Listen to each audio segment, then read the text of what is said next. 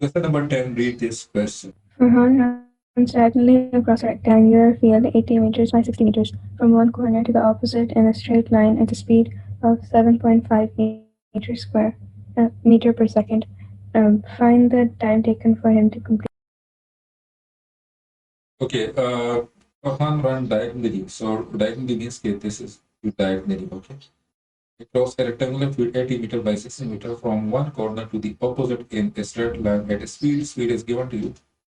It is speed का formula क्या है? What is speed? ये पढ़ा होगा या नहीं पढ़ा होगा?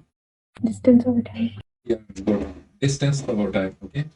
So this is distance over time. You will need to find the time, okay?